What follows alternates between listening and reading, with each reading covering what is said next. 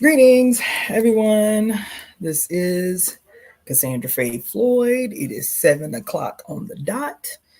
I am also known as the Daughter of the Fates, founder of the Temple of Evolutionary Emergence. And I am doing two lives today. The first one is going to be the much awaited, according to some of y'all, continued reading of our newest book, which is Beyond God the Father and Toward a Philosophy of Women's Liberation. So I'm going to pick up on that read today, which I'm excited about. And then later on, in a couple of hours, so I'm going to keep this at exactly 1 hour, this read today. And then at 9 o'clock, I'm going to do a general live for the Temple of Evolutionary Emergence, which is going to so check your notifications on Twitch, Twitter, Facebook, and YouTube, because at 9 o'clock Pacific Standard Time, I will be doing um, more like a general Temple of Evolutionary Emergence update. There are some astrological events happening this week that we should be preparing for. I will be offering readings this weekend, all weekend, in preparation for and alignment for this big astrological event coming up in a couple of days. So I'll talk about that at 9 o'clock. I'll talk about some other changes that I'm going to be making in terms of how frequently I go live.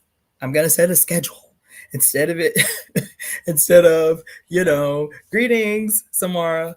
Instead of me just kind of like going with the flow, I'm actually going to attempt a process. So I've scheduled a lot. I will be setting those schedules on the notifications tonight. So you see two of them today, but I'm actually going to finish scheduling out the month of lives when I'm going to do them, temple services, which are going to happen twice a month, um, temple study group, which we used to call the book club. That'll be happening twice a month. So I will have that schedule set. You'll be able to view that schedule on our Facebook group, which is called the Temple of Evolutionary Emergence on Facebook. You'll be able to, I'm probably going to change, I don't know. But anyway, I'm going to set a schedule. You'll be able to see that on my YouTube channel in the community section. You'll be able to see it in the Facebook group, which is Temple of Evolutionary Emergence, and some other things that I'm going to be up to over the next couple of weeks in preparation for the very big astrological events that I want to take advantage of coming up for the rest of the month. Okay. So, with that being said, I'm not going to do a huge introduction because, again, I want to pick up the reading of Beyond God the Father, which we started, I don't know, maybe 3 weeks ago, but it's been 2 weeks ago, but it's been a while, crazy couple of weeks. So, I wanted to get back into the rhythm of reading this book. And then we can reserve the rest for later when I come back on at 9 o'clock. Okay. All right. So, the last place that we left off, if you missed the first reading, because we literally just began, if you missed the first reading of Beyond God the Father, then you can go back to my YouTube channel, and it's the only listing for it. So look up Beyond God the Father, or look through the videos. Shouldn't be that far back, Beyond God the Father, and you can easily catch up. So today we're starting on page 10, halfway down.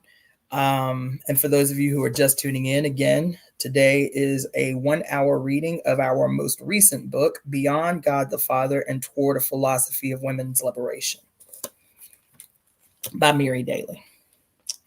The method of liberation, castration, exorcism, then, is a becoming process of the other, women, in which we hear and speak our own words. The development of this hearing faculty and the power of speech involves the dislodging of images that reflect and reinforce the prevailing social arrangements. This happens in one way when women assume active, creative roles. I'm not referring to women as role models in the commonly accepted sense of patriarchal models. Rather, I mean to call attention to the emergence of free persons whose lives communicate a kind of contagious freedom. This dislodging process requires a refusal of false identity of tokenism. Ooh, I don't know why I sat down here without my marker, because I know she come right out the gate swinging.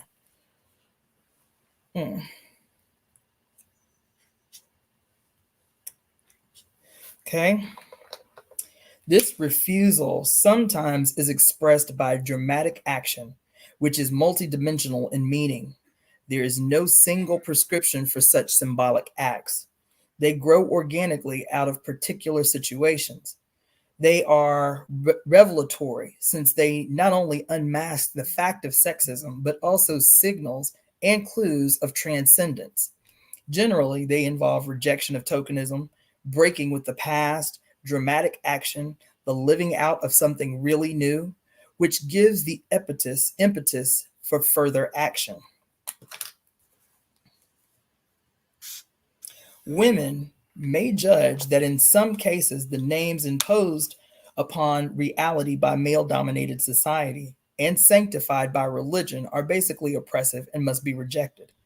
In other instances, it may be that partial truth has been taken for the whole in the past, and that the symbols and conceptualizations that are biased have to be liberated from their partiality. Women will free traditions, thoughts, and customs only by hearing each other, and thus making it possible to speak our word. This involves interaction between insight and praxis, not in the sense of reflection upon social action or false dualism, but rather in the sense of a continual growth, flexibility, and emergence of new perceptions of reality, perceptions that come from being where one is. Come on in the room, y'all. In the room. The becoming of women in sisterhood is the countercultural phenomena par excellence, which can indicate the future course of human spiritual evolution. As I have pointed out, none of the methods acceptable to male philosophers and theologians can begin to speak to this task. Women are not merely rethinking philosophy and theology, but are participating in new creation. The process implies beautiful, self-actualizing anger, love, and hope. Overcoming methodolatry. Oh, my goodness. Hey, LYM Chic. Long time no see, sister friend. Greetings, everybody tuning in from IG, Ogun's Forge, Valencia 1K, El Mercat. Greetings, everybody, for tuning in. Next section, overcoming methodolatry. One of the false gods of theologians, philosophers, and other academics is called method. It commonly happens that the choice of a problem is determined by method, instead of method being determined by the problem. This means that thought is subjected to an invisible tyranny. Suzanne Langer wrote, "The limits of thought are not so much set from outside, but the fullness or poverty of experiences that meet the mind as from within, by the power of conception, the wealth of formulative notions with which the mind meets experiences. Most new discoveries are suddenly seen things that were always there," end quote. The tyranny of methodolatry hinders new discoveries.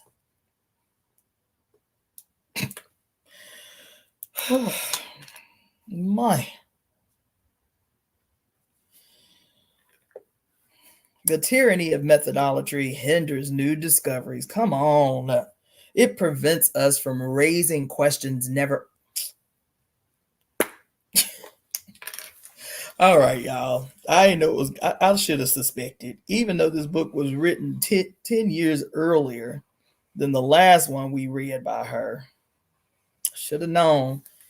I should have been in a different state of mind to crack this book open today. Anyway, tyranny of methodolatry hinders new discoveries. It prevents us from raising questions never asked before and from being illumined by ideas that do not fit into the pre-established boxes and forms. The worshippers of method have an effective way of handling data that does not fit into the respectable categories of questions and answers. They simply classify it as non-data, thereby rendering it invisible. It should be noted that the God method, she calls method a god, the God method is in fact a subordinate deity serving higher powers. These are social and cultural institutions whose survival depends upon the classification of disruptive and disturbing information as non-data. Under patriarchy, method has wiped out women's questions so totally that even women have not been able to hear and formulate our own questions to meet our own experiences. Women have been unable to even experience our own experiences. This book is an effort to begin asking non-questions and to start discovering, reporting, and analyzing non-data. It is therefore an exercise in methodicide, a form of deicide. This a form of deicide. The servants of method must therefore unacknowledge its non-existence, a technique in which they are highly skilled. By the grace of this double negative, may they bless its existence in the best way they know. High treason merits a double cross. The order of non-questions to be treated in this book is as follows. I have begun by bringing into focus the phenomena of the death of God the Father in the rising woman consciousness and the consequent breakthrough to consequent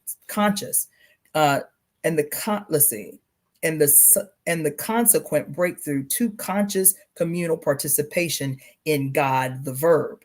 This is followed by an exercise in exorcising evil from Eve, which involves a fall into freedom. Since this fall is redemptive and healing, it signals the arrival of new being. Therefore, the next problem to be confronted is Christianity, which hinders this arrival. Next comes an effort to look beyond phallocentric morality. The last three chapters focus upon the community of sisterhood under three aspects. And she said the last three chapters focus upon the community of sisterhood under three aspects: the anti-church as cosmic covenant and the final cause. This writing has been done in hope. Hopefully, it represents not merely a continuation, but a new beginning. Certainly, it is not the last word, but insofar as it brings forth the right word, it will be heard, for the right word will have the power of reality in it. Excuse me. Chapter 1. That was just the introduction. Chapter 1. After the death of God the Father. Quote, the first step in the elevation of women under all systems of religion is to convince them that the great spirit of the universe is in no way responsible for any of these absurdities. Elizabeth Cady Stanton. The Bible and popular image of God as a great patriarch in heaven, rewarding and punishing according to his mysterious and seemingly arbitrary will, has dominated the imagination of millions over thousands of years. The symbol of the Father God spawned in the human imagination and is sustained as plausible by patriarchy, has in turn rendered service to this type of society by making its mechanisms for the oppression of women appear right and fitting. If God in his heaven is a father ruling his people, then it is in the nature of things and according to divine plan and the order of the universe that society be male dominated. Within this context, a mystification of roles takes place. The husband dominating his wife represents God himself. The images and values of a society have been projected into the realm of dogmas and articles of faith, and these in turn justify social structures which have given rise to them, and which sustain their plausibility. The belief system becomes hardened and objectified, seeming to have an unchangeable, independent existence and validity of its own. It resists social change that would rob it of its plausibility. Despite the vicious circle, however, change can occur in society and ideologies can die, though they die hard. As the women's movement begins to have its effect upon the fabric of society, transforming it from patriarchy into something that has never existed before, into a diarchal situation that is radically new, it can become the greatest single challenge to the major religions of the world, Western and Eastern. Beliefs and values that have held sway for thousands of years will be questioned as never before. This revolution may well be also the greatest single hope for survival of spiritual consciousness on this planet.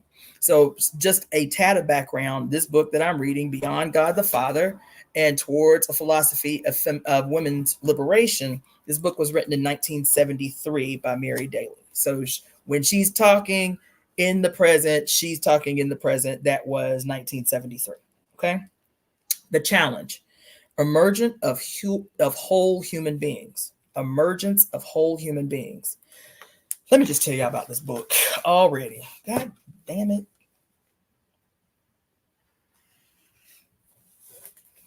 Yeah. Let me just tell you about this book. Anyway, there are some who persist in claiming that the liberation of women will only mean that new characters will assume the same old roles, and that nothing will change essentially in structures, ideologies, and values.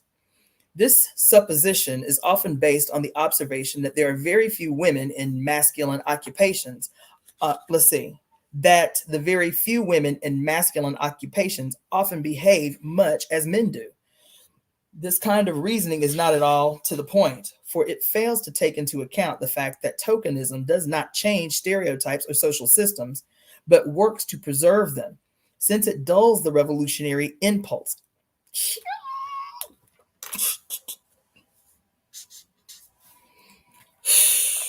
Since it dulls the revolutionary impulse. The minute proportion of women in the United States who occupy such roles, such as senators, judges, business executives, doctors, etc., have been trained by men in institutions defined and designed by men, and they have been pressured subtly to operate according to male rules. There are no alternate models. A sociologist, Alice Rossi, has suggested this is not what the women's movement in its most revolutionary potential is all about. What is to the point is an emergence of woman's consciousness such as has never before taken place. It is unimaginative and out of touch with what is happening in the women's movement to assume that the becoming of women will simply mean uncritical acceptance of structures, beliefs, and symbols, norms, and patterns of behavior that have been given priority by society under male domination.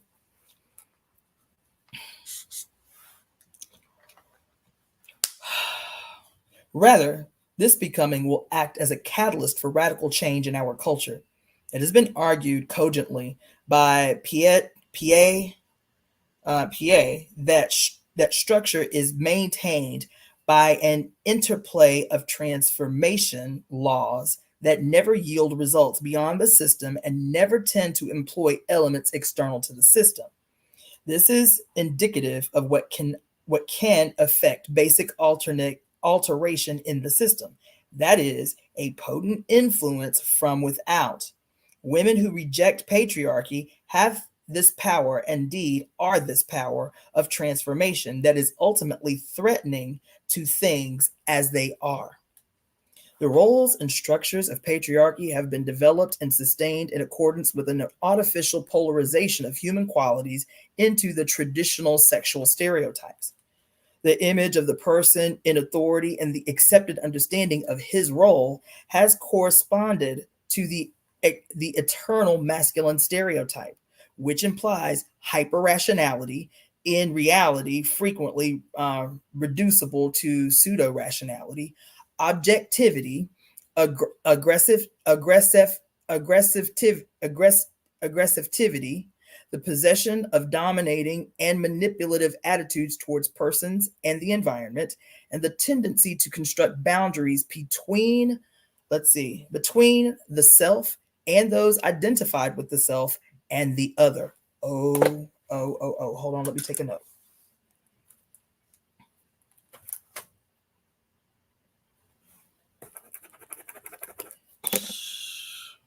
Hold on, let me take a note because I won't remember.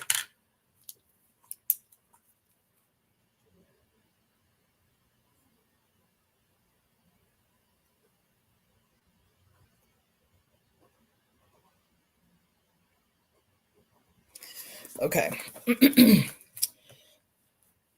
The caricature of human being, which is represented by this stereotype depends for its existence upon the opposite caricature, the eternal feminine. The eternal feminine.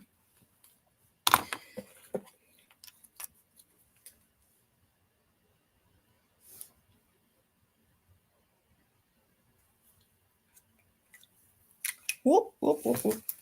Okay, so I'm going to read that whole last section again. All right. Let's see. All right, the image of the person in authority and the accepted understanding of his role has corresponded to the eternal masculine stereotype, which implies hyperrationality, in reality, frequently reducible to pseudo-rationality, objectivity, aggressivity, and the environment, and the tendency to construct boundaries between the self and those identified with the self and the other. The caricature of human being, which is represented by this stereotype, depends for its existence upon the opposite caricature, the eternal feminine. This implies hyper-emotionalism, passivity, self-abnegation, etc. By becoming whole persons, women can generate a counterforce to the stereotype of the leader, challenging the artificial polarization of human characteristics into sex role identification. Oh my God, come on in the motherfucking room.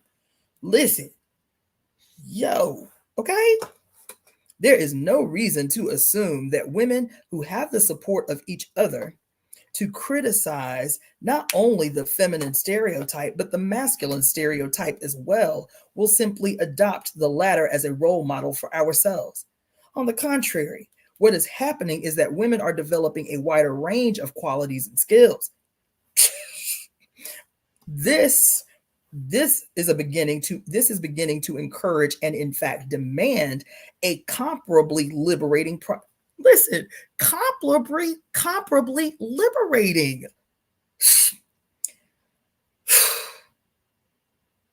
This is beginning to encourage and in fact demand a comparably liberating process in men, a phenomenon which has begun in men's liberation groups and which is taking place every day within the context of personal relationships. The becoming of androgynous human persons implies a radical change in the fabric of human consciousness and in styles of human behavior. Uh-oh. This change is already threatening the credibility of the religious symbols of our culture, since many of these have been used to justify oppression, such as challenge should be seen at God damn, we ain't never gonna make it through this goddamn book. Shit. Oh, Lord.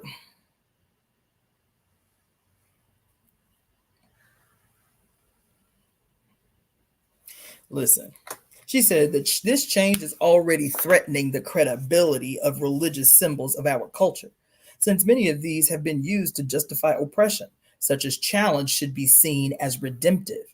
Religious symbols fade and die when the cultural situation. God damn it. When the cultural situation that gave rise to them and supported them ceases to give them plausibility. Ooh, let me tell you about today, y'all. God.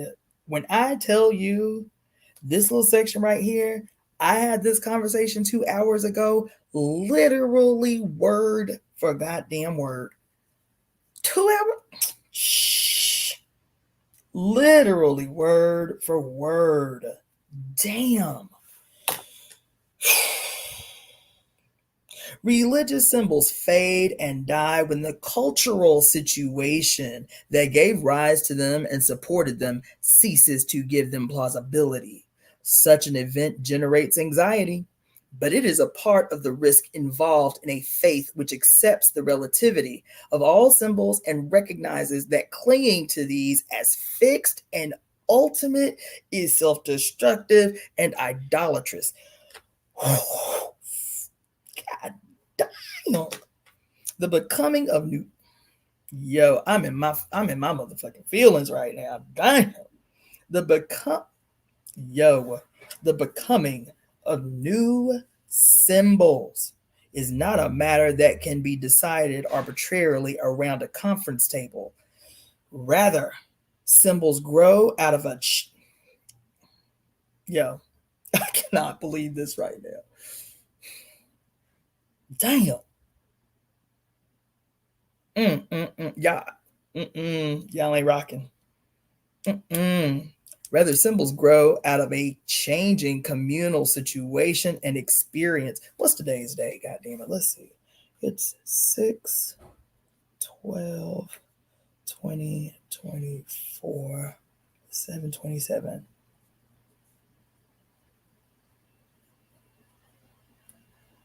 I got to take a note. Sorry.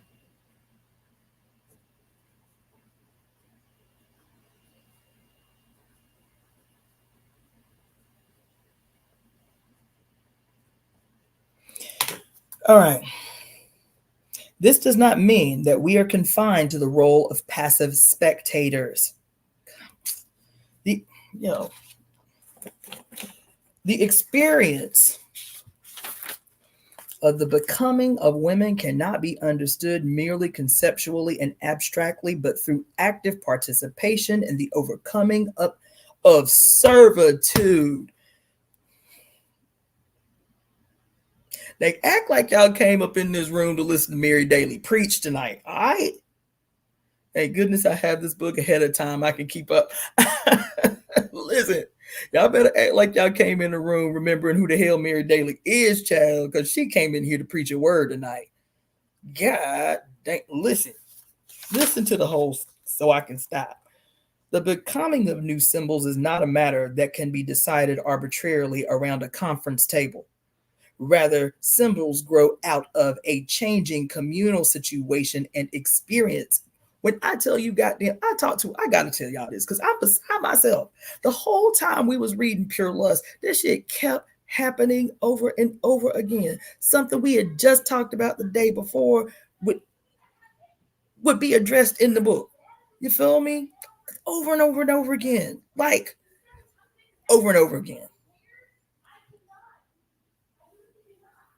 So anyway, we so today my homegirl called me from St. Lucia. She in St. Lucia, right?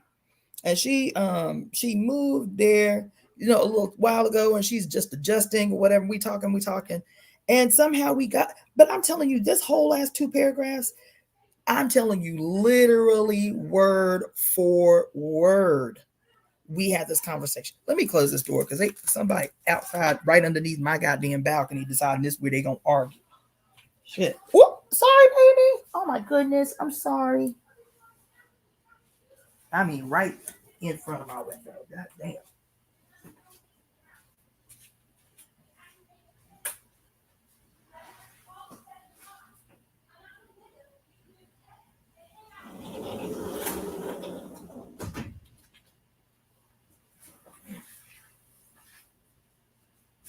Sorry, baby. I'm sorry.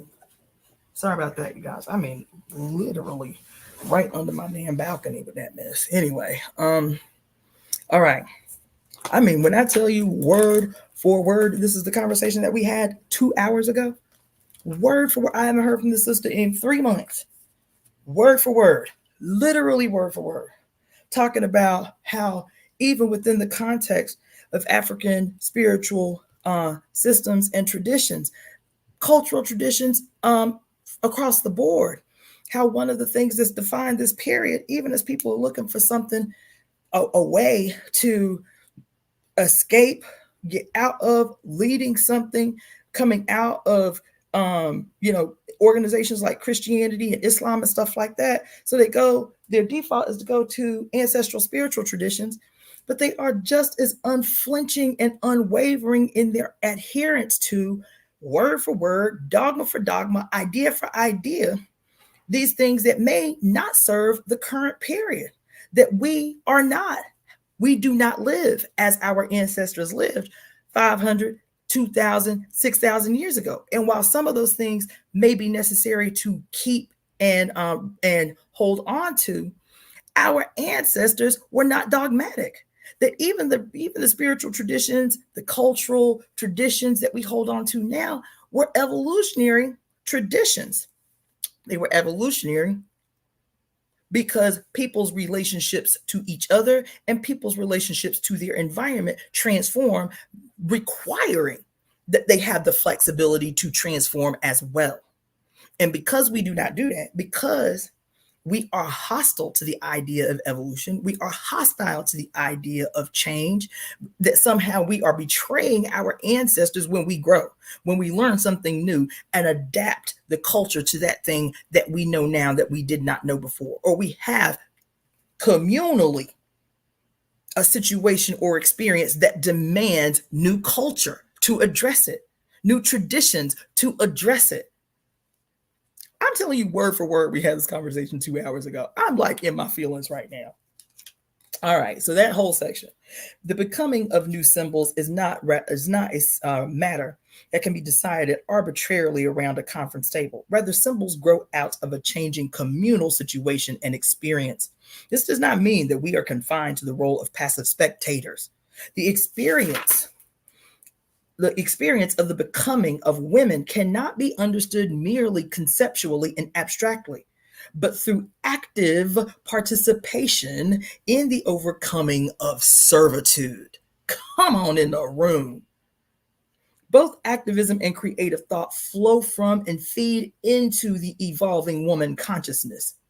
The cumulative effect is a surge of awareness beyond the symbols and doctrines of patriarchal religions. Next section, the inadequate God of popular preaching. In the image of the Divine Father in heaven, the image of the Divine Father in heaven has not always been conducive to human behavior, as any perceptive reader of history knows.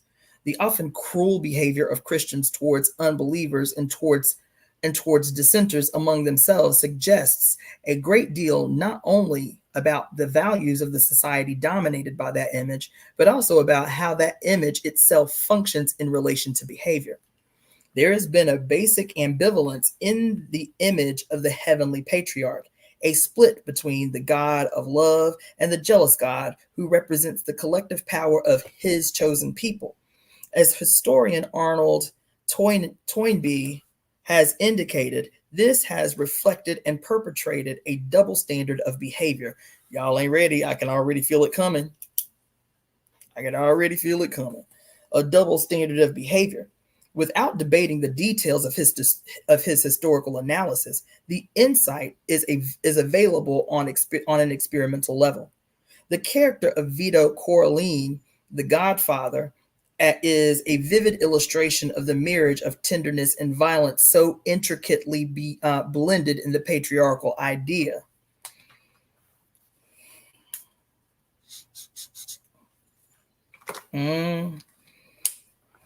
The worshippers of the loving Father may, in a sense, love their neighbors, but in fact, the term applies only to those within a restricted and unstable circumference.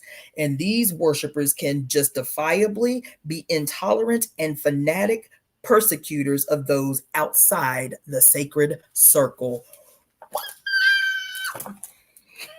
Like I said, the book was written in 1973. Come on and act like it don't sound like it could have been written yesterday, dropped yesterday.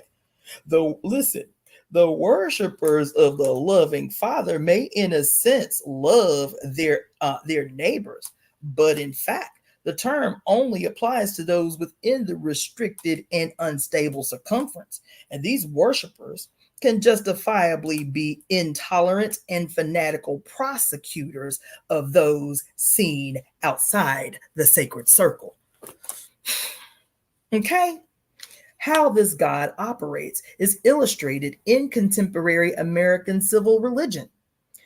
In one of the White House sermons given during the first term of Richard Nixon, Rabbi Louis Finkelstein expressed the hope that a future historian may say, quote, that in the period of great trials and great tribulations, the finger of God pointed to Richard Malice Nixon. Greetings, Carlotta. Giving the vision and the wisdom to save the world and civilization, and also to open the way for our country to realize the good that the 20th century offers mankind, end quote. Within this context, as Charles Henderson has shown, God is an American and Nixon is his appointed one, and Nixon is his anointed one. The preachers carefully selected for the White House sermons stress that this nation is under God. The logical conclusion is that its policies are right under God. The president becomes a Christ figure. In 1969, the day the astronauts would set foot on the moon, and when the president was preparing to cross the Pacific, quote, in search of peace, one of these preachers proclaimed, quote, and my hope for mankind is strengthened in the knowledge that our intrepid president himself will soon go into orbit, reaching boldly for the moon of peace. God grant that he too may return in glory, and that countless millions of prayers that follow him shall not have been in vain, end quote. A fundamental dynamic of this, quote, theology is suggested by one of Nixon's speechwriters, Ray Price, who wrote, quote, selection of a president has to be an act of faith. This faith is achieved by reason. It's achieved by charisma, by a feeling of trust, end quote. Price also argued that the campaign would be effective only, quote, if we can get people to make the emotional leap, or what theologians call leap of faith. This is, of course, precisely the inauthentic leap that Camus labeled as philosophical suicide. Shit. What? Listen. This is, of course, precisely the inauthentic leap that Camus labeled as philosophical suicide. It is the suicide demanded by a civil religion in which God, the Savior President, and our nation more or less merge. When the leap is made, it is possible simply not to see what the great Godfather and his anointed one are actually doing. Among the chosen ones are scientists and professors who design perverse methods of torture and death, such as flèche pellets that shred the internal organs of the enemy, and other comparable. God damn.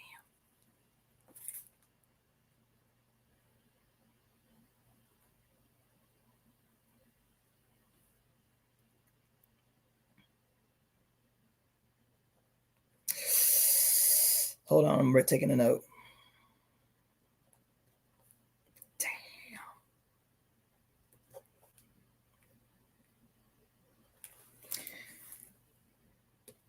Okay. And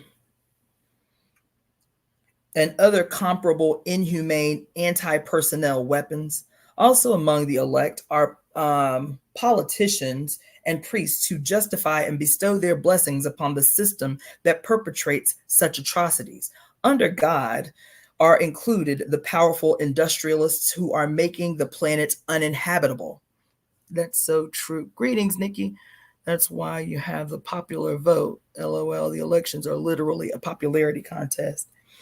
Sophisticated thinkers, of course, have never intellectually identified God with a supreme father in heaven. Nevertheless, it is important to recognize that even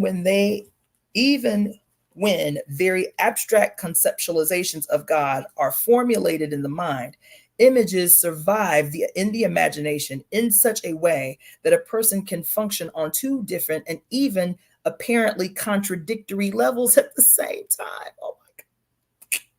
Thus, one can speak of God as spirit and at the same time imagine him as belonging to the male sex.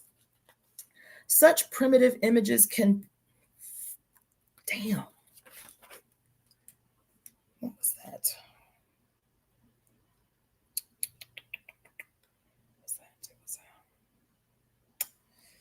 Ooh, what was that? Such primitive images, I gotta remember that.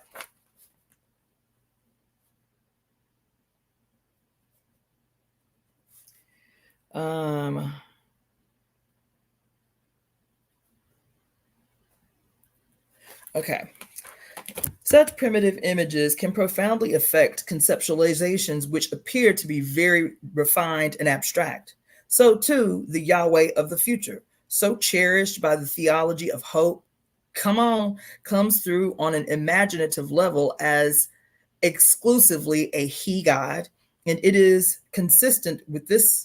It is consistent with this that theologians of hope have attempted to develop a political theology which takes no explicit cognizance of the devastation wrought by sexual politics.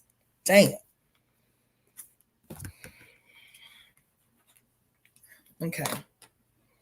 The widespread conception of the supreme being as an entity distinct from this world, but controlling it according to plan and keeping human beings in a state of infantile subjection has been a not too subtle mask of the divine patriarch. The supreme being's plausibility and that of the static worldview which accompanies this projection has, of course, declined, at least among the more sophisticated, as Nietzsche prophesied.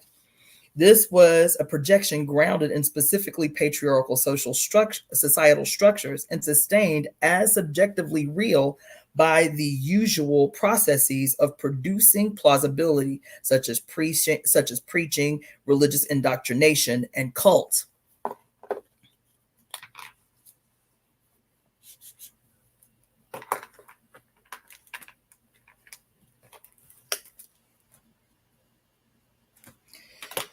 The sustaining power of the social structure has been eroded by a number of developments in recent history, including the general trend towards democratization of society and the emergence of technology. However, it is in the women's movement which appears destined to play the key role in the overthrow of such oppressive elements in traditional theism, precisely because it strikes at the source of the societal dualism that is reflected in traditional beliefs. It presents a growing threat to the plausibility of the inadequate popular God, not so much by attacking him as by leaving him behind. Few major feminists display great interest in institutional religion, yet this disinterest can hardly be equated with a lack of spiritual consciousness. Rather, in our present experience, the woman consciousness is being wrenched free to find its own religious expression.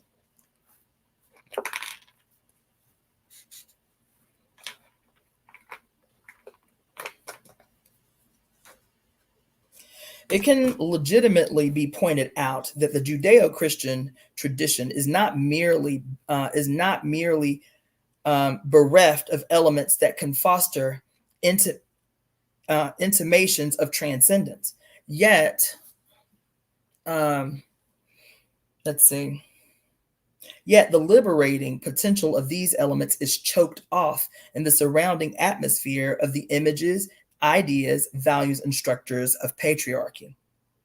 The social change coming from radical feminism has the potential to bring about a more acute and widespread perception of qualitative differences between the conceptualizations of God and of the human relationship to God, which have been oppressive in their connotations, and the kind of language that is spoken from and to the rising woman consciousness. Castrating God. I have already suggested that if God is male, then the male is God.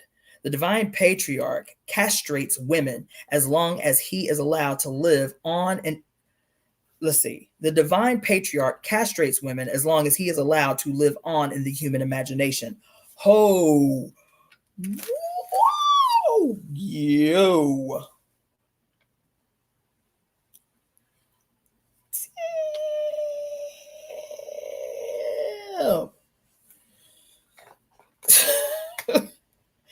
The divine patriarch castrates women as long as he is allowed to live on in the human imagination. The process of cutting away the supreme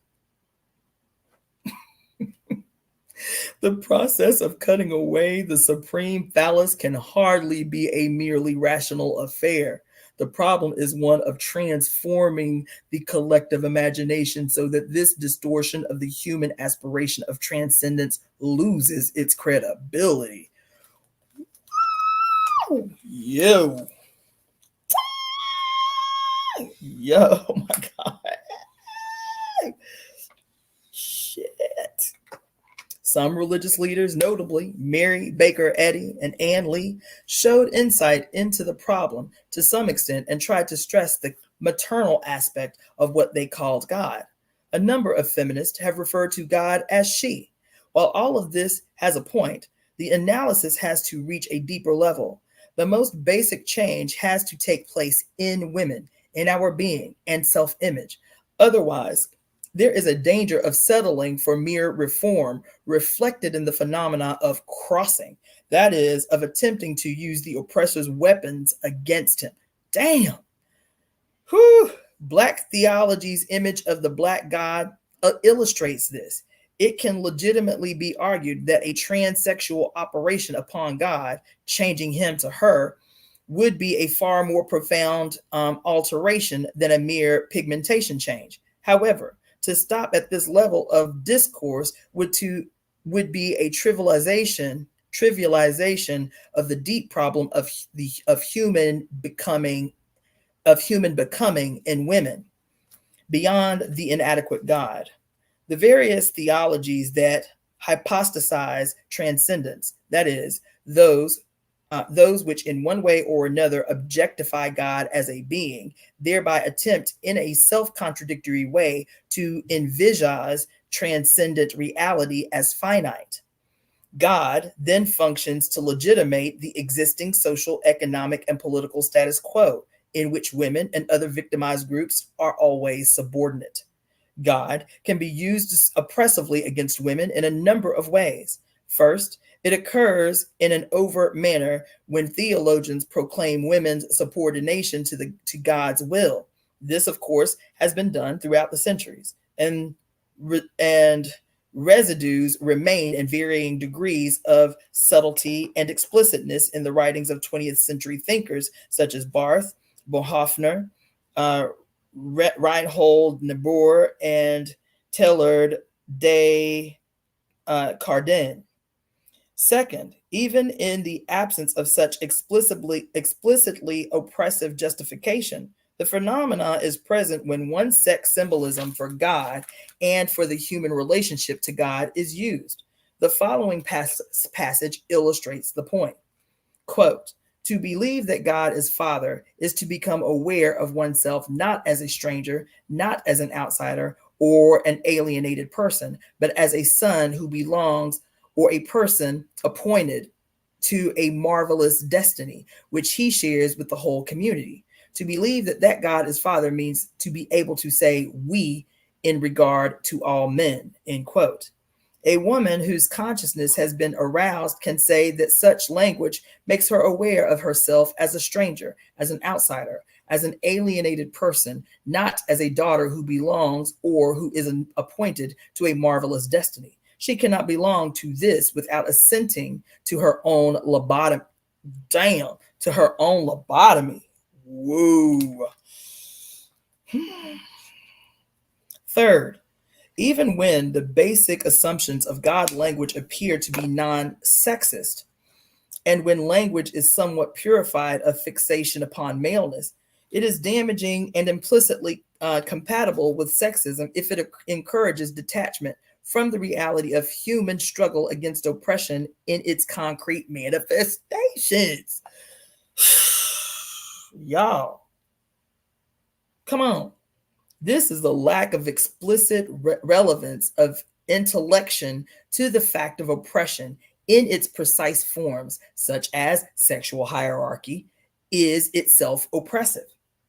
This is the case when theologians write long treatises on creative hope and political theology or revolution without any specific acknowledgement of or application to the problem of sexism or other specific forms of injustice.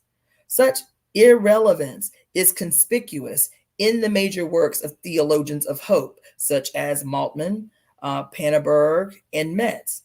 This is not to say that the vision of creative eschatology is completely irrelevant, but that it lacks specific grounding in the concrete experiences of the oppressed. The theorizing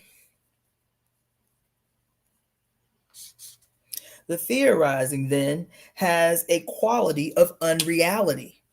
Perhaps an obvious reason for this is that the theologians themselves have not shared in the experience of oppression and therefore write from the privileged distance of those who have been at best a knowledge about the subject.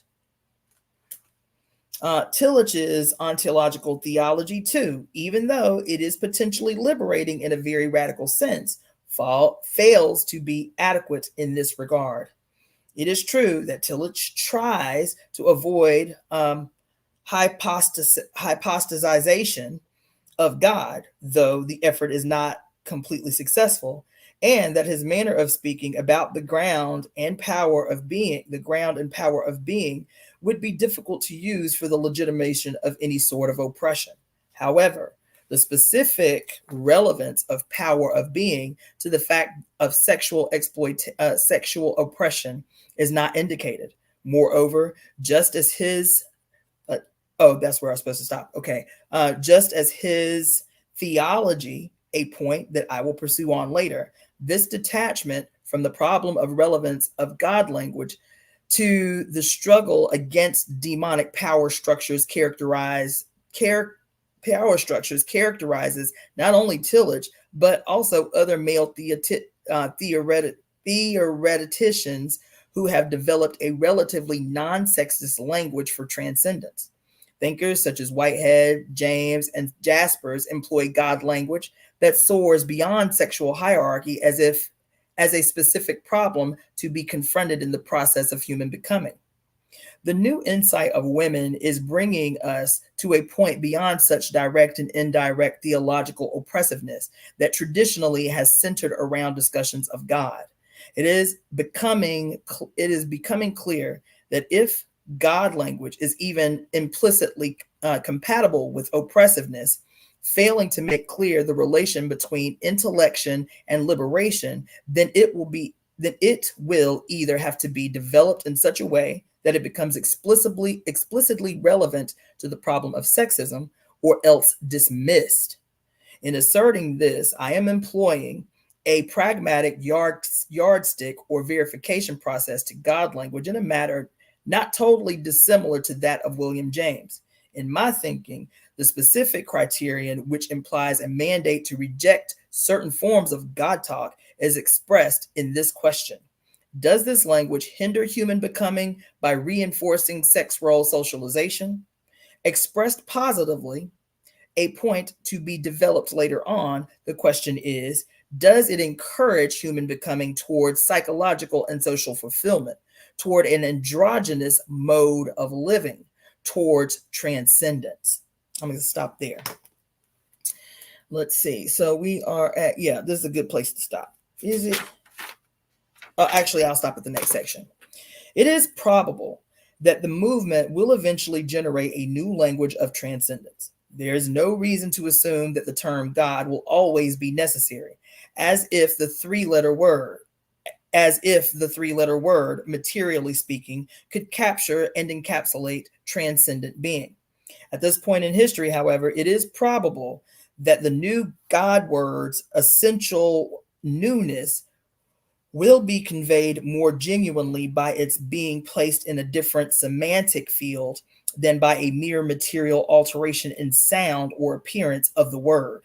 Since the women's revolution implies the liberation of all human beings, it is impossible to believe that during the course of its realization, the religious imagination and intelligence will simply lie dormant.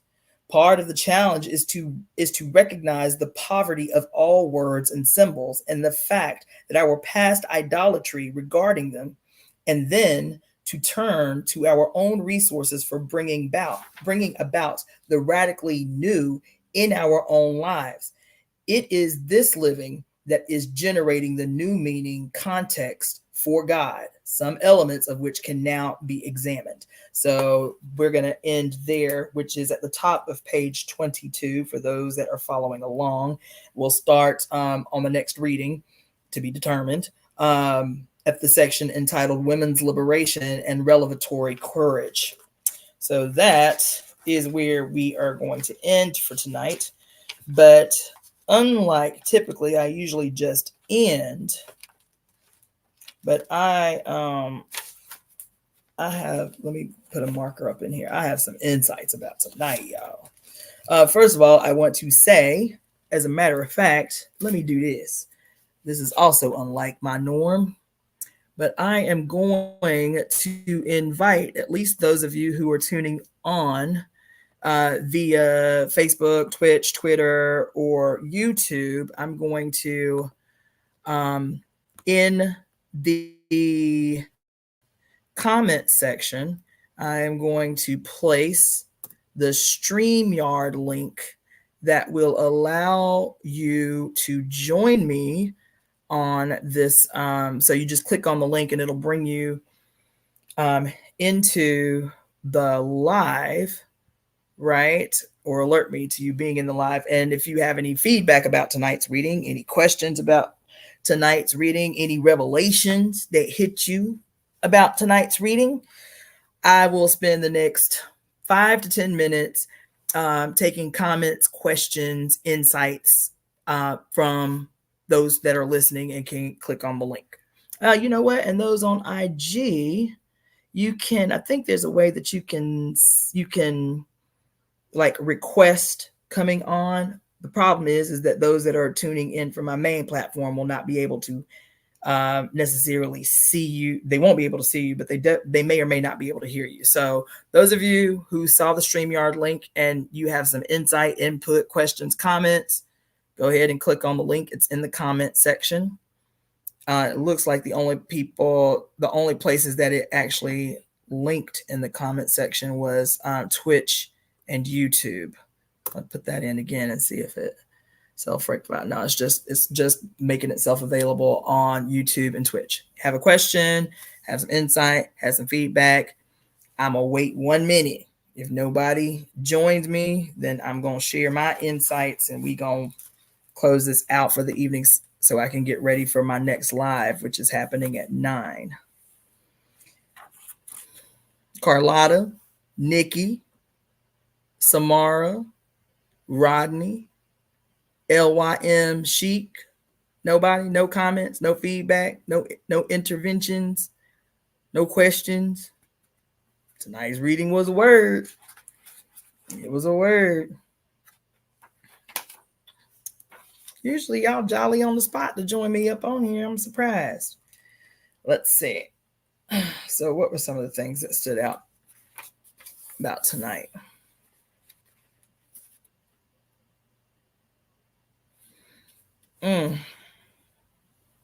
So much stood out about tonight. Let's see, nobody, huh? Let me just make sure. Yeah, okay. Yeah, so much stood out about tonight. Thank you, Rodney McLeod. I appreciate you. Yes. I'm gonna tell you why so much stood out about tonight, why I had to stop and take notes so much. Because this week, oh, I got somebody wanting to join me on the call. Look at that. Add to Hey, the Cassandra. page. Hey, sister friend. How are you guys? Oh, how Uh, you doing? I'm doing well. You look good. Thank you.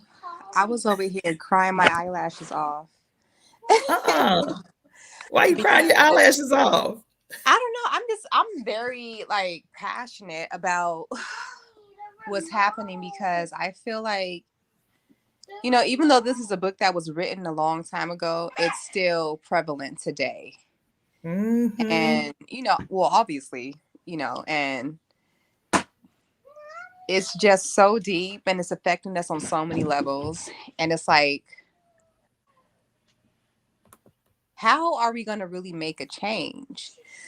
Because, like, I've been observing how men operate, like, just on the internet alone. And a lot of men, from what I observed, can operate very demonically, you know? And, and it's like, I feel like they are going to make it hard for women to transition into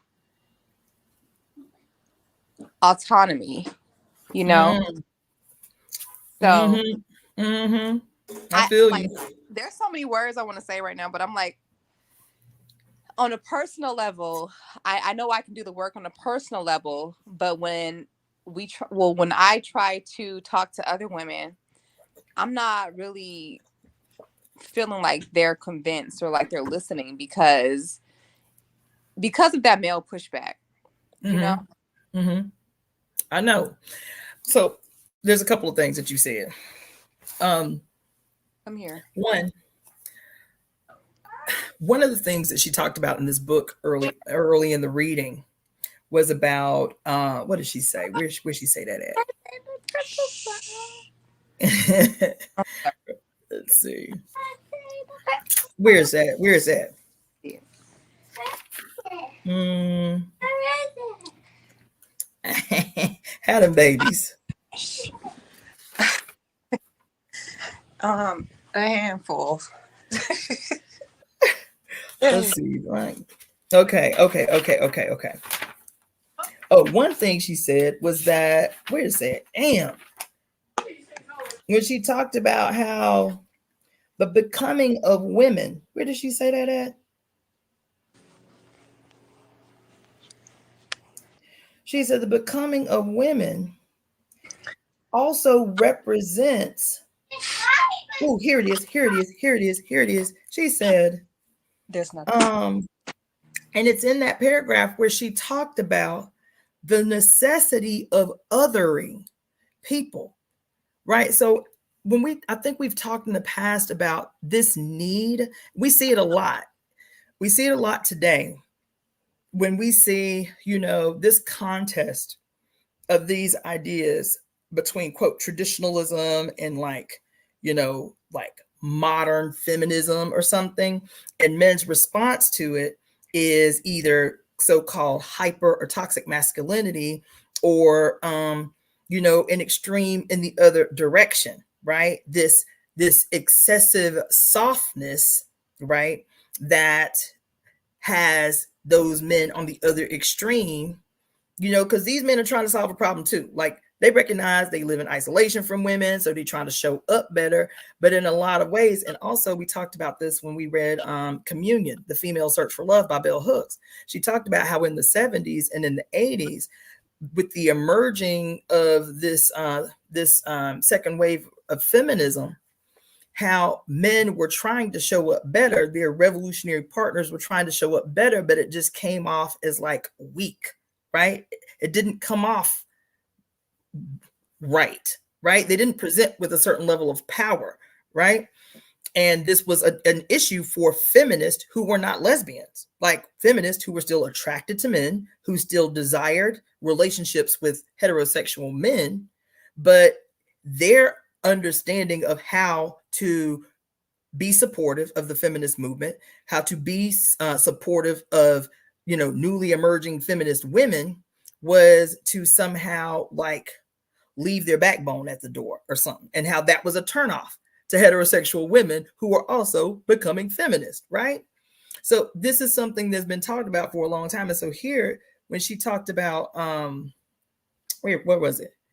She said, so in the context of this whole paragraph, this is at the end of this paragraph where he was talking about the role, the eternal masculine stereotype requires for itself the creation of caricatures which are its opposite, the eternal female, and everything that is outside this ideal eternal masculine stereotype is put in the category of the eternal female, right? And what did she say? That implies hyper emotionalism, passivity, self abnegation is a huge one. So you have all these hyper masculine, quote, alpha males, you feel me? And when they see men trying to show up better as fathers or as partners or as husbands or whatever, what's their first response? Oh, he a simp, he a punk, he a bitch, whatever. Right here in 1973, she said they automatically other people in this collective category of the eternal feminine, right? Mm-hmm. And as soon as I read it, I was like, holy shit. Even though she says it in a very philosophical and intellectual way, that's exactly what we're witnessing in real time. This need in their twistedness to preserve their idea of masculinity that is centered in this God, that is both, quote, a loving God and a terrible tyrant. They see themselves in alignment with this God image that is etched in their consciousness. Their default is to other everyone else, subjugate everyone else, dominate everyone else. And so if that everyone else, even if that everyone else is males that don't fit perfectly within this eternal masculine stereotype, then they are automatically placed into this category of the weakness of the eternal feminine, the irrationality, the hyper emotionalism of the the eternal female, the eternal feminine, right? The reason this becomes problematic is because there's a brother that's on the board. Y'all haven't met him yet. I'm gonna probably have to interview him or something. He's on the founding committee of the Temple of Evolutionary Emergence, right? This is my ace. I've known this African a long time, 20 years. You feel me? And we talk a lot. We talk often.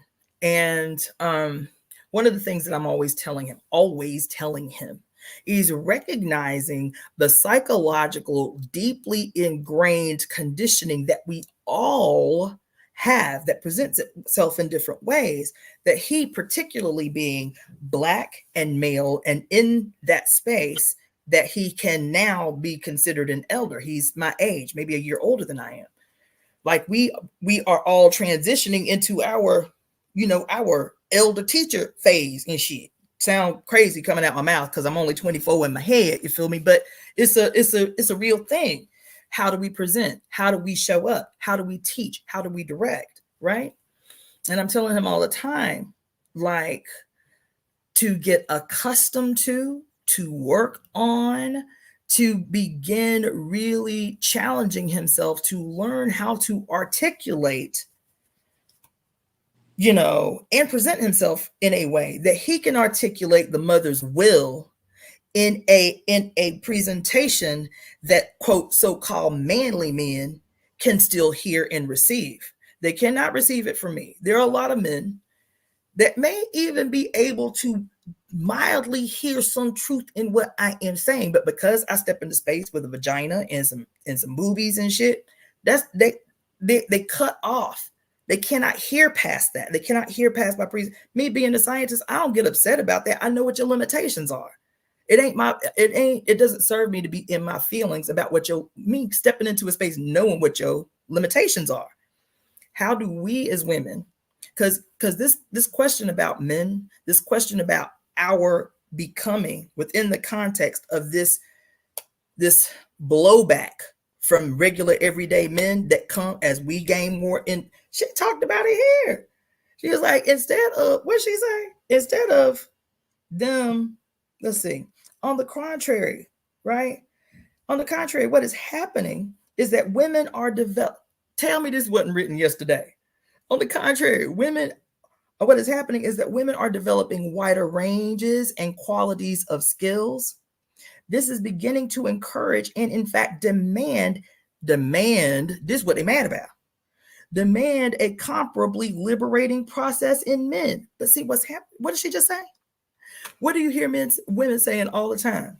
The more educated Black women get, the more demands they have, right? The more well economically positioned Black women are, the more demands they make of their counterpart.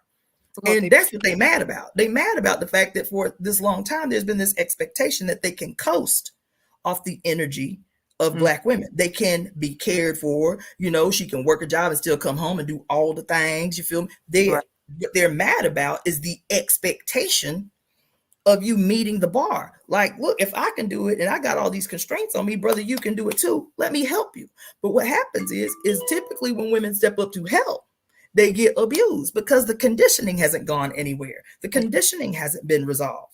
You feel me? So they still see it as this way to take advantage of, to hold dominion over, to hold sway over, as opposed to seeing it how she said, to see yourself in alignment with women and what women's liberation is creating in society that also now allows you to demand, to acquire comparably liberating processes for yourself. Don't see yourself in contest with women becoming. See yourself aligned with women becoming, because it's destabilizing the shit that has made it impossible for you to have the liberation that you say you want. They are twisted in their thinking, because I've been talking to men who I see stepping up to the plate. And what I noticed about their perspective is that they see their behavior as feminized. That's what I'm saying. They see their behavior as feminized. So like you said, it's a twisted way of thinking. And even like for like using myself as an example, I mind my business. And I know a lot of other women who mind their business. Men come and stick their noses in our business, And like you said, if we try to help them, they're going to try to find a way to dominate over us. So it's like, exploit us. It's like, what do we do? Because no matter and that's where what she's saying. What did she say? What did she say? She said, this is not something that we can do in isolation. This is not something that we can do as women. This is not something we can do in isolation. This is not something that we can just come to a board meeting every now and again, or a women's group twice a year, you know what I'm saying, and talk about all the things wrong with how this process is unfolding. You feel me? She said, this has to be an organically interactive process, because she said it a lot in Pure Lust. I need to find these because I love the way she talks about the contagious nature of what happens when a woman becomes self-actualized and self-realized. And we have different ways of saying it in our community, Black women. Like, the thing used to be when I was growing up, that the difference between Black women, acquiring information, and Black men acquiring information is when a sister, get put on about something like a come up, a hustle, or whatever. First thing she do is on the phone talking to her homegirls about this come up she just found out about it, and let me put you on, right? The empowerment process versus the acquisition of information that you hoard and hold on to, so you're the only one with the information, right? So it's the same thing that she's articulating, right? Is the collectivized nature of this process, the empowerment process coming through the collective nature, right? And the other thing that messed me up, because I was just talking to this sister in St. Lucia today about this very thing, is this is the role that culture plays. We don't have to change men.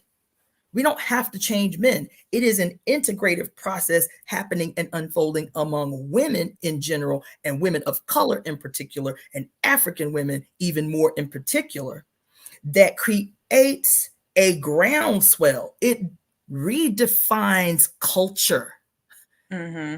Us being in a process where we're creating, right? Where we are like the book club, where we on that joint 4, 5, 6 hours trying to really solve problems, deep dive to understand what we're reading, to see how it applies to our real life.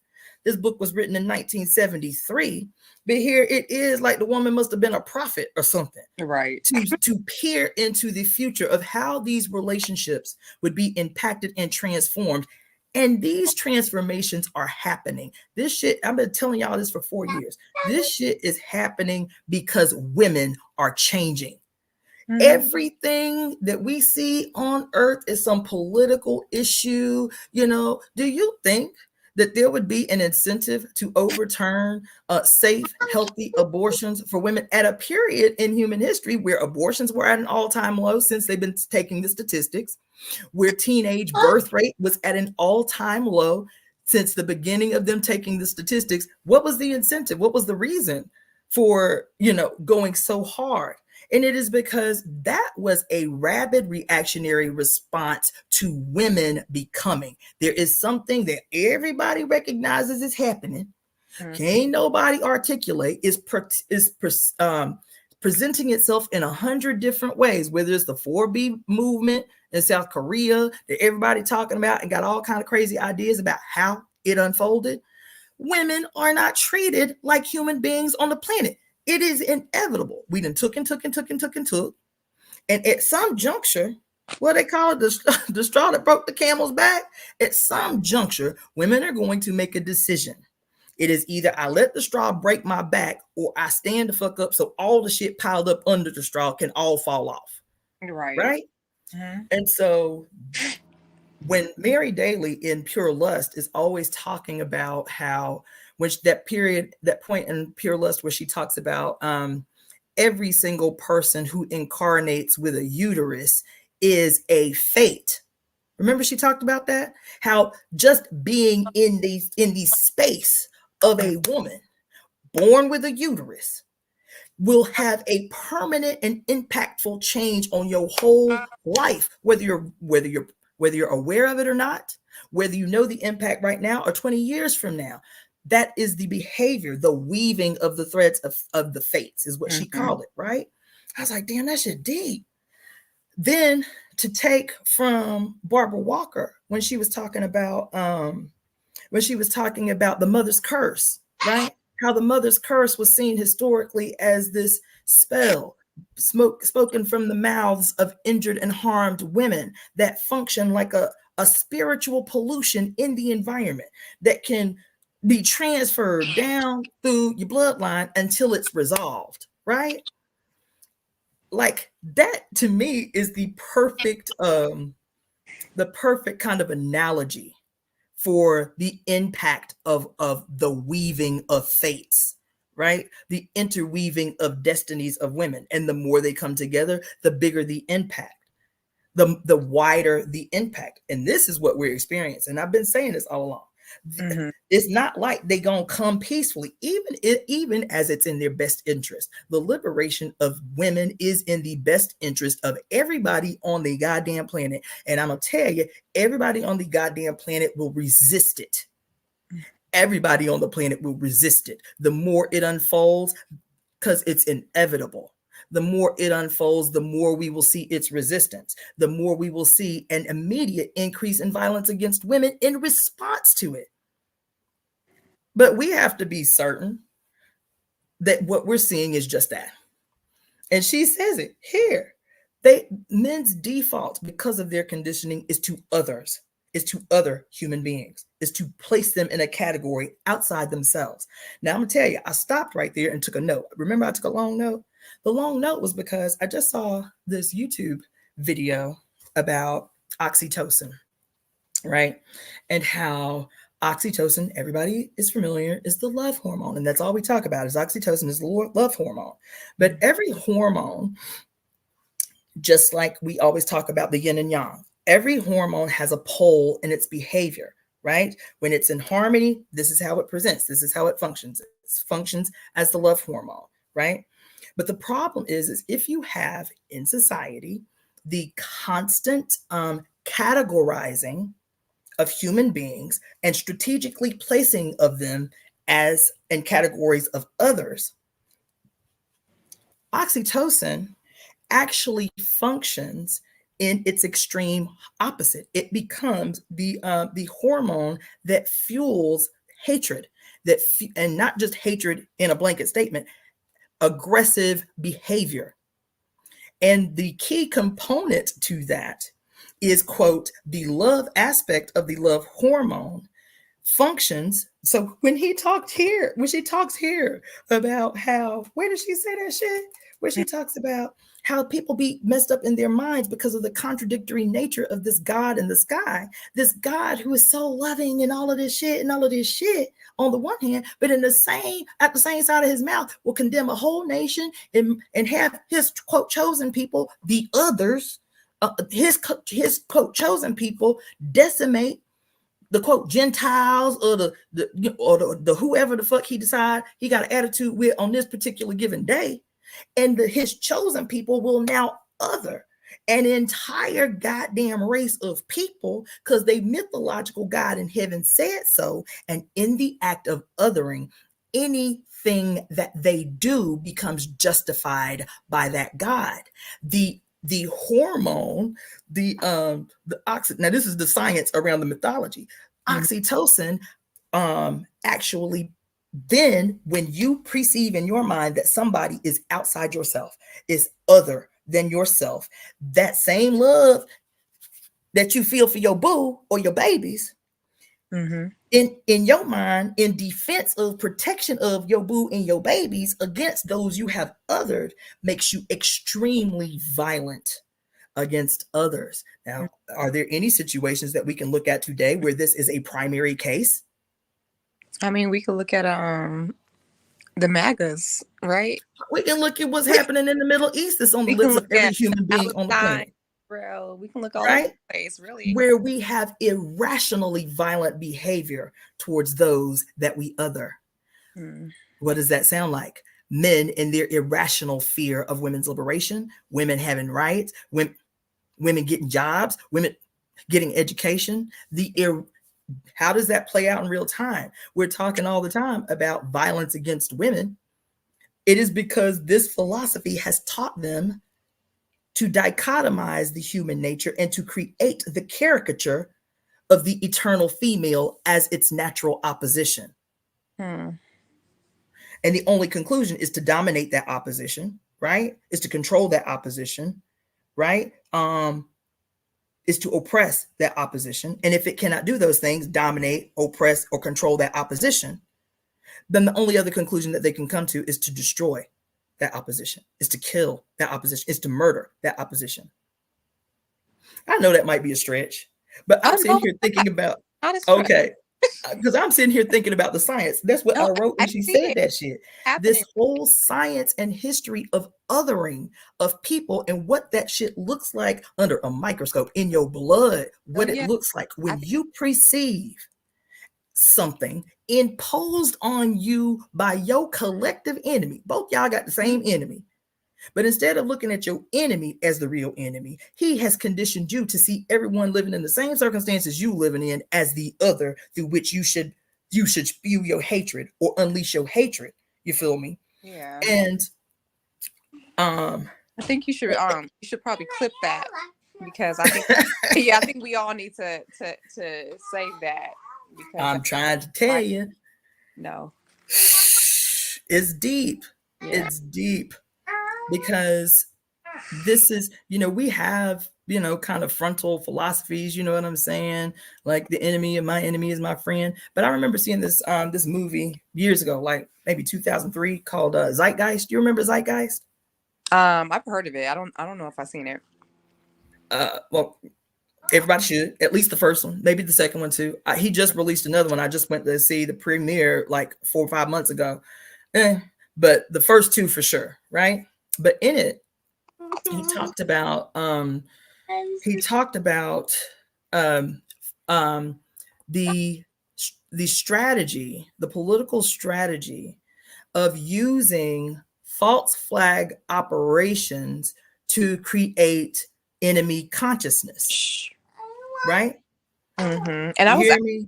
ask you about that Say because that again. I said I was actually going to ask you about that because they sit at the table and they plan this stuff as if it's a game. Oh yeah. So they already have a strategy and they know what's going to happen because they orchestrate most of what's happening. What's the man name? Shoot. Somebody remind me. I don't know if Abasi is here or not, but he was like Go get it. he was on he was on Reagan's administration, but he wrote a book. Man, what's this dude's name? He wrote a book called The Grand Chessboard. The Grand Chessboard. We might need to read that. Mm-hmm. We used to study it when I was in the party, but we may need to read that. But anyway, just what you said. The name of the book, he was like his chief of staff or something like that, The Grand Chessboard. But Oh, he there's said another it. book. There's another book that I seen. I'm gonna have to send you the title. But in the book, it's a book written for men to read, and he's talking about what women are going to be doing in the future to gain their independence, and it's crazy. I'm gonna send you a few pages from the book, Okay, but cool. but he puts together a whole strategy. He lays out and maps out everything that women are going to be doing to gain their independence. He talks about the future, where we are now. He talks about the feminist movement, and then he talks about how men can expect to move when these things happen. Hmm. So, um, Hmm. so I'm saying is I think they have a strategy and they are already. So this guy under I thought I might have said Nixon, I meant Reagan. Under Reagan's administration in the Grand Uh-huh. Chessboard, the big takeaway from that book, I mean, it's a hard to read book, very complicated, but the big thing is he talks about how, you know, he said there is not a president that has ever been seated. There is not a major event that has ever unfolded. There is not a war that has ever happened that hasn't been planned at least 25 years in advance. Mm-hmm. At least 25 years in advance. So we get caught up in the emotionalism. Isn't that what she said here? Mm-hmm. They convince us politically to get caught up with the hope and the faith and the emotionalism of the political process while they plotting and scheming behind closed doors. That's what she said in this book in 1973. They Oh used the yeah, and the book that I'm theologians. telling you about was also written back in the 70s. Yeah, so they He's say talking she about in said, that book. He's talking about the digital age. So he mm-hmm. wrote that preparing for the future. That's what she said. Yeah. That's what he said. He's like, make no mistake, everything that happens is been planned at least 25 years in advance. Every president is groomed from childhood to sit in office. Why is that a hard stretch, given who Obama's people name was? You understand? I'm sitting here. I just told y'all, I think it was last week, that damn wormhole I went into about the music industry. Did you watch that video? That shit had me beside myself. Like, had me reevaluate my whole musical catalog because of how many big name musicians had CIA parents. Mm-hmm. Did you watch that video? I don't know. Probably It's not. okay if you didn't. That's fine. No, but I've I heard of did that real before. I've heard of that. I did a real serious deep dive on how many big name popular musicians who we love, who shaped many of our childhoods, whose parents were in the CIA. We're agents of the state. We're special ops, right? And so even when we're talking about, like, social conditioning, and we think it's you know, I don't know, the shit is just deep to me. And it's this way. They have constructed a web too. They've constructed a web too. That's what we're supposed to be doing, is constructing its counter, right? Because there's nothing that they've left unturned. What is it? What's his name? I think his name is Copeland Stewart. Copeland Stewart's father was the founder of the CIA. Copeland Stewart is the drummer for the Police, the band The Police. What? Girl. The name of the band. we thought it was a cute little, ironic euphemism and shit. Nope. Remember the band's music label's logo was the little FBI guy, the little spy guy with the little dark glass. Little did we know. Right. One of they pappies was an actual spy. Stuart Copeland said, Stuart Copeland, I think is his name. I grew up in Beirut. I spent my whole childhood in Beirut because my dad was special ops in fucking the Middle East. He was, quote, the government's man in the Middle East. He created the CIA. Three of the four of his children went into the business. And to become intelligence agents, right? Stuart Copeland was the only one that went off to be a teacher. But two of the sons and the daughter went off to become intelligence officers and get intelligence training and shit. You feel me? Mm-hmm. Then the daughter becomes a famous film producer. Mm-hmm. Mm-hmm. But they have a branch. The Pentagon, they have a branch in Hollywood. So any movie that has anything about the military in it, from the Transformers, everything to the Bourne Identity, those all have to go through the Pentagon first. The Pentagon informs them. Mm-hmm. They are informed by the Pentagon. They don't just get reviewed by they are informed by the Pentagon. That's the relationship. That's some other shit I'll be talking to y'all about all the time. How music, movies, TV, news, all arms of the state. They are all supposedly non-violent arms of the state, the controller and manipulator of ideas. But what I'm saying is, yes, we know that kind of superficially, but then I do this deep dive on all of these famous musicians who got not just, okay, your pappy worked for the military or some shit, CIA and FBI parents. And then Stewart, as a matter of fact, the record label that the middle son who became, after he got out of his intelligence officer shit, decided he wanted to go into the music industry too as a manager. So he gonna create his own record label called IRS Records. That's the name of the label, IRS Records. The bands that he came right out the gate and signed: REM, one of my favorite bands of the 80s. REM, the Bangles. What's the other group? It was like 6 or 7 big name groups from the 80s. They were all signed to his label, right?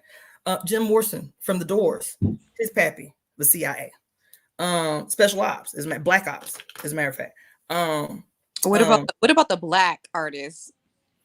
That would be interesting to know. But the reason I mentioned all of them is because of Obama. Because Obama mama was CIA. Oh, was she? Yes, she was. I didn't know. That's how she ended up in Kenya in the first place. She was CIA. She was an agent. Wow. Mm-hmm. So it wasn't a stretch for me to believe when this dude talk about in the grand. What is his name? It's right on the tip of my tongue. But anyway, when he talks about in the grand chessboard, there ain't a person that's ever been the president that we didn't put there, and we didn't groom his ass since childhood to be exactly where he was. 25 years we've known this motherfucker was going to be the president, because he was going to fulfill and execute very specific projects that only he could execute. So even when I talked about when we read Pure Lust, and I did that video shortly after we did the chapter on asceticism, and I talked about how like the shit was blowing my mind, because she's talking about these ascetics and the 3 different types of ascetics: the sadistic ascetic, the masochistic ascetic, and the sadomasochistic ascetic, and how that plays out politically. Like, we try to separate church and state, but it's always there together, right? And I was like, damn, we are sitting here and we are experiencing these new psychological terms. We think they suit new psychological terms, but she was talking about gaslighting all the way back in Pure Lust but she talked about gaslighting as a strategy of political government. gaslighting, right? And I was like, damn. When we talk about politically, you hear all these women now talking about weaponized incompetence, right? How these dudes, that's why I'm always saying, stop calling men stupid. Men are not stupid. Men are not stupid. They are they have been trained to be masterful manipulators. Yes. They They started. are not Look, stupid. I've been studying my own son. My son is 10. They learn early. And I don't even, but he's seen his father. And so I will see him do something. And I know he did it, but he will lie, he will cry, and he will swear up and down he didn't do it. And he's 10. You see it early. My grandson just turned 4. So it doesn't even have to be the presence of a man in your environment. Exactly. Everything we see, cartoons, movies, billboards, yes, commercials, media, yes, is firmly rooting these ideas that still come from the same place. So when I started hearing women, and this has been very recently that I've started hearing women talk a lot about, weaponized incompetence and how it plays out, what it looks like in the real world, I was already mind blown, because I was going back to my own marriage and like, holy shit, like that shit was happening in real time. I never even understood it because I didn't have the language to understand what was happening to me. Yes. Right. Mm-hmm. But then we read that section on asceticism, baby, and I started looking at this tendency in government, how to make political leaders seem less intimidating, or to excuse obviously fucked up behavior. They will feign ignorance. They will act like buffoons, right? They will act like, oh, they're senile and they just don't know how to make good decisions. We see that. We can go down the list, especially of recent presidents that the government has used to what's the word I'm looking for? To employ what they call strategic and weaponized incompetence. Mm-hmm. George W. Bush. That's all we did was talk about how stupid he was. Oh, he's so stupid. He was not stupid. He was not stupid. I personally believe that this strategic and weaponized incompetence, I honestly believe it is the reason, it's one of the reasons that so many, especially more recent presidents, have all been from the South with like very strong accents, is because they know the general population in America and the global population automatically equates a Southern accent with a lack of intelligence. Mm-hmm. And also people warm up to the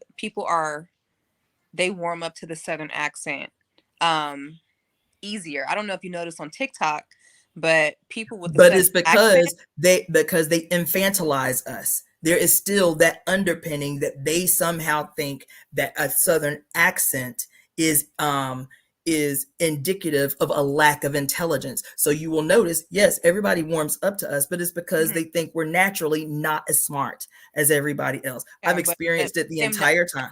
Whoever but with them knowing that, they're going to use that to their advantage. That's my point. That's my point. That's exactly my point. Exactly. That's why I believe that so many freaking, especially over the last 30, 40 years, so many presidents have been not only, quote, from the South, but extremely Southern in their articulations. Even when you think about like President Clinton and especially George W. Bush, like that's all they talked about. They tried to, create this environment in the media where he was like, ignorant or not smart, but he's college educated. He comes from a long line of extremely powerful human beings. Even with Trump, to me, Trump is the most glaring example of strategic and weaponized incompetence.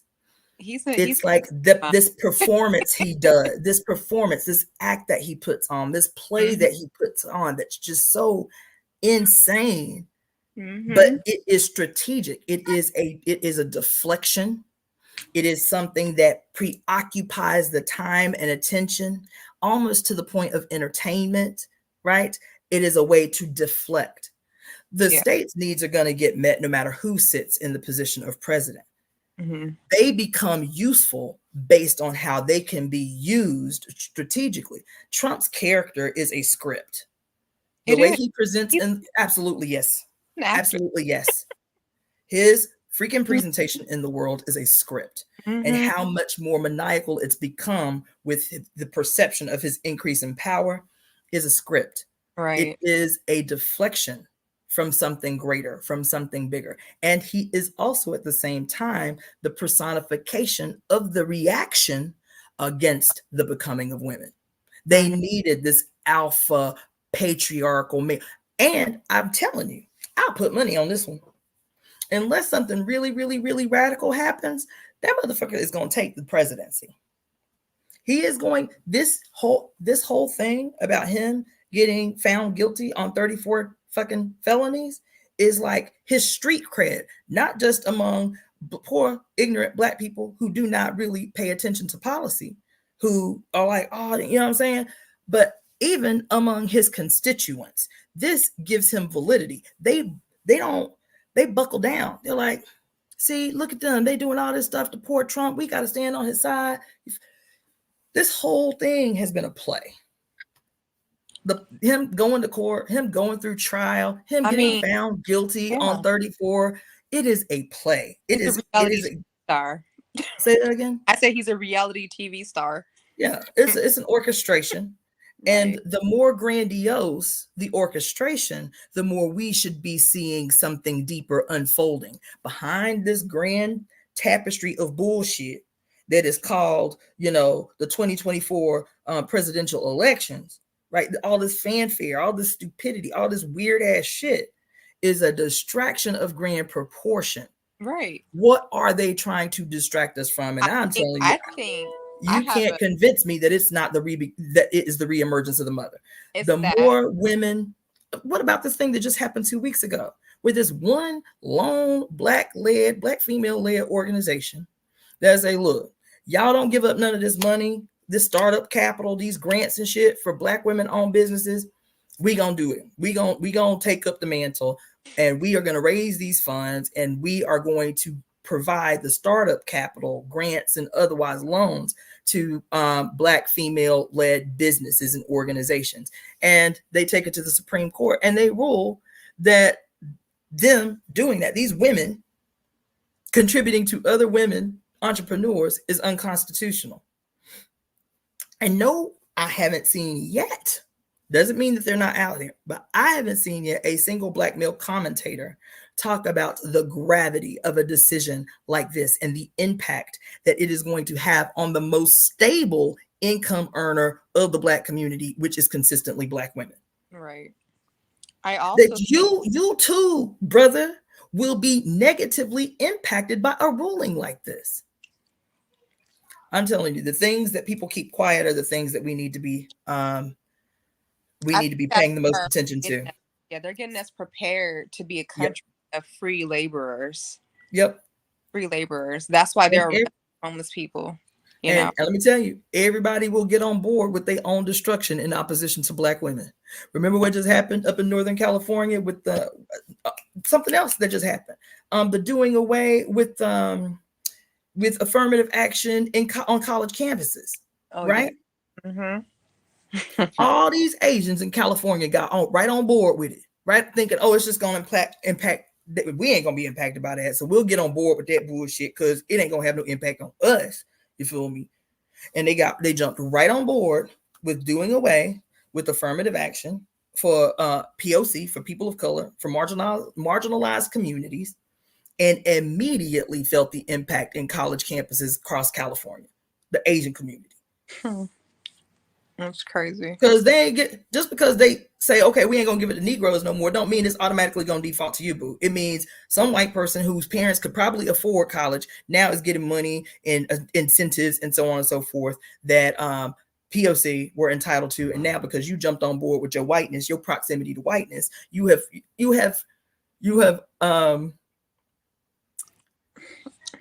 undone your own benefits. Right. You understand? But that's going to happen more and more and more and more and more. Nobody is saying anything about this judgment that just came down, that a black independent organization less than 1% of the $586 billion that are supposed to go to small businesses, startups, and so on and so forth, less than 1% went to Black women in the previous year. Less than 1%. So you've got an organization, Black female led, Black female run, saying that's this who we gonna give money to. Right. Black females trying to start up businesses who obviously do not have access to these resources that are allotted for that. How many organizations did this white boy go to where white businesses, white organizations, and white programs strategically find loopholes and ways to support white businesses only? You feel me? I feel like this could be a stretch or I could be reaching, but I feel like if there's anybody that can checkmate a white man, it's a Black woman. I just feel like that's not a stretch. It's not a stretch. Yeah. It's not a stretch. Why is it not a stretch? Why is it not a stretch? It's what I've been trying to teach y'all for about 4 years now. That the only solution to unbridled, unanchored, young gone out of control. Mm-hmm. What is young? White, male, fire, right? Mm-hmm. Is what? Utmost yang, utmost yin is Black, female, mother, moon, earth. So yeah, while y'all might see that as like, philosophy, the philosophy applies everywhere. It applies that's why that's the whole basis of saying that if you want to end white male supremacy, white male domination of the world and its impact on the planet, support Black female. It's antithesis. It's direct antithesis. Everybody else lies between the spectrum of these poles that exist in society, right? And everybody recognizes it, whether they articulate it that way or not. That's why white male proximity is the thing that is sought out by everybody that is along the spectrum. You know what I'm saying? Everybody places their proximity to power to their proximity to whiteness and maleness. Everybody. You feel me? And you know how Asian people move with their money because, they are high income earners. And so I did a paper when I was in school about, what are they called? You know how they're trying to ban the books in the South? Mm-hmm. There are a lot of Asian people out there putting their money into the lobbyists to support the banning of books and to support, it's called anti-equity groups.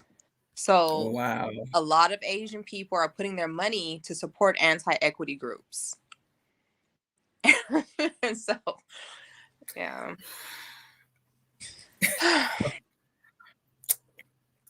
So I'm gonna tell you, one is, when she talks about here on page 15 at the bottom, the becoming of new symbols is not a matter that can be decided arbitrarily around a conference table.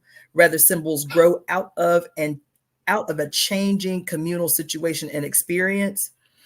And she says this does not mean that we are confined to the role of passive spectator, right? The experience of the becoming of women cannot be understood merely conceptually or abstractly, but through active participation in the overcoming of servitude.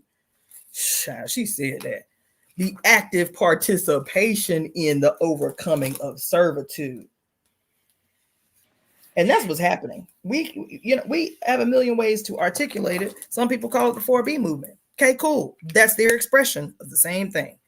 A response that in their mind will end their servitude. They're saying, look, we ain't equal citizens in the society, though we are the primary producers in society, right? And so if the only leverage that we have is to close up our uteruses, then so be it. But I think they're not bothered by that because who's not bothered by it? The people at the table playing the game, they're not bothered by that because have you been listening? Have you been watching the headlines coming out of South Korea about what's happening? I also see what's happening in real life, and I see Latina women, white Latino women, and white women. They are still out here popping babies out left and right. They are still out here. I'm just talking about the different ways that the becoming of women is expressing itself and the response to it.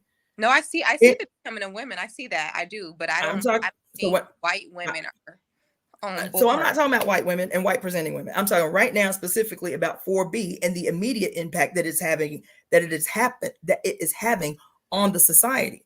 This Mm-hmm. is one thing. This is just one, and of course, it's not as promoted, Mm-hmm. as other things, but it is just one example of women saying, okay, this is the only leverage that we have. We're going to close up the uteruses. And there is a response. There is a governmental response to this thing that is happening.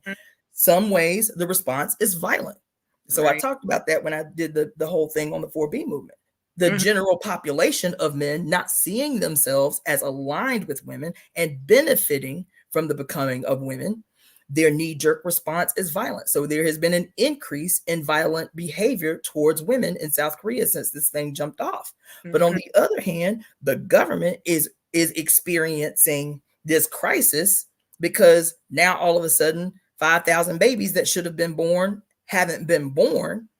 And what does this mean for the future of Korea? Yeah, we might not see it now, but in 5 years, if this is kept up, what is this going to mean 20 years from now when people who are working age now become senior citizens and there's no working class to take care of them, right? To sustain them. This is the impact that they're talking about, to the point that the Korean government has started talking about giving women who are locked up $75,000 if they agree to have a baby. We'll let you go and we'll give you $75,000 if you agree to have at least one baby, right? So there is a response. That doesn't mean that there aren't responses in its opposition. So she talks about several times tokenism. So Mm-hmm. as men start to become more violent, present more violently, whether in their behavior, whether in their language, or whether in the real world, there will be women who do not have confidence in women as a whole and will align themselves with the aggressive behavior of males. We see Right. that shit too. We see that shit in the government. There ain't no shortage of Uncle Toms. That's what we call our traitors. You feel me? White people call their traitors what, Benedict Arnolds or some shit. There's a name for everybody's traitors. There's no shortage of women who are aligning themselves with patriarchal males and patriarchal male identity and philosophy. Where do we stand and how do we deepen the crisis for them? And I think that's what she's saying, is women coming together, well, quote, actively participating in the overcoming of servitude. We don't have to worry about how the response is going to be. We know that if we do X, Y, and Z, there's going to be a response. There might be some positive responses, but there'll also be some negative responses. That's why I'm always telling women, regardless of wherever you stand on the spectrum of this thing, bare minimum, learn CPR and first aid. Mm-hmm. learn to, and if you live in a state where you can, learn how to fire a weapon and how to legally carry. That should be mandated as soon as you get a baby. As soon as you get pregnant, that's my position. You should learn self-defense, you should learn CPR and first aid, and you should be licensed to carry. In the society that we live in now, if you any kind of other, you should be licensed to carry, learn self-defense, and learn CPR and first aid. Oh, I'm sorry. Okay, well, I'm gonna have to wrap this up. I That's did want to cool. say two things before I go. So in Japan, those women there have taken it to an extreme I because haven't been paying attention. okay, well, those women there have resorted to unaliving themselves because they got tired of the violence that men are subjecting them to. I'm gonna have to check into that. Yeah. And then Oh, that book how that old I is was that telling baby? you, she is 6 years old. She is not a baby. she is showing out right now. Yeah, it's their bedtime, so I'm gonna have to go tuck her in. But that Okay. book Oh I was yeah, telling she you mad. about, She that mad. book, yeah, before I go, that book that I was telling you about is called Neo think.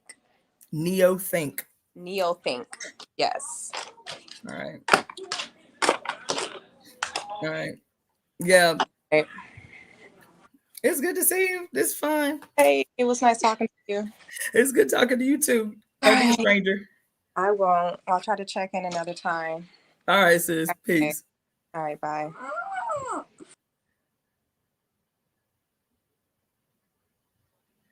Who's gonna take care of the elders when there are not enough babies being born? Let's see. I got to start intentionally supporting Black women and mothers more. Damn, I need to stop joking about coming from shitty education in Louisiana. Listen, I'm trying to tell you, I don't care what nobody's saying. Some of the smartest people I ever met to date are from the South. And I will eventually do another video about that. Mother Phoenix Vision, who gonna take care of the elders when there is not enough babies being born? So maybe it'll be let's see, human resources. They need poor women, especially to keep birthing workers. Absolutely, yes. They do have baby farms in very impoverished areas. Yes. Let's see, males are definitely gotten more violent. They scared of us closing up wombs. True, right? These are all. T says, yeah, I've heard that. They're plants. Yup. I appreciate all of you guys' feedback and comments. So I promised I was gonna do a video at 9, but I didn't expect my caller to be on because I don't know how to stop people. You know what I'm saying? Myself included, because that was fun. But I have another live coming up at 9 o'clock. And I'm tired and I didn't take a break. But anyway, what I was going to say is I might have to do on that last comment, I might have to do another live about this whole idea, this imposed on this idea of, quote, the crisis of the population, and, how there are not enough babies being born and where that philosophy comes from. Because I want to remind y'all, there are more than 8 billion people on the planet. And more than half of them are under the age of 18. So I have a real problem, especially for the people who are the most outspoken proponents of this idea of the crisis of population. And oh my God, who is going to take care of the senior citizens if there are not enough babies being born? I have a real problem with this conversation. I have a real problem for who are the most outspoken proponents of this idea. And maybe that has to be a whole nother live that we do on another day. So yeah, I want to say that. I want to go ahead and wrap this up. I don't know if I am going to do another live. Maybe I will. Maybe I'll just keep it very short, like 30 minutes, because there's just some things I want to get y'all hip to coming up this week astrologically for y'all to take advantage of and prepare for entering into in good way. So I'm going to go ahead and close this out. I'm going to get back on because it's almost 9 o'clock my time. And I will keep it very short, a hopefully 15 to 30 minute live about how to prep for this week, some things that are coming up for, in my scheduling to try to be a lot more organized about how and when I do lives and stuff. So I'm going to go ahead and close this out. My name is Cassandra Faye Floyd, also known as the Daughter of the Fates, founder of the Temple of Evolutionary Emergence. If you have not already, I encourage you to go to my YouTube channel, which is at Daughter of the Fates, FATES, at Daughter of the Fates. Subscribe, like, share, the 411. And also, if you have questions, if you have, comments that you didn't want to share live, if you want to inquire about readings or wellness consultations, email me at releaseheartcenter@gmail.com. releaseheartcenter@gmail.com. So I'm going to go ahead and close this out. Thank you for tuning in. Thank you for sticking it out. If you want to come back, I got some very short but impactful 411 about the next, especially 4 days coming up, how to prep for that. Then join me back in just a few minutes. Peace.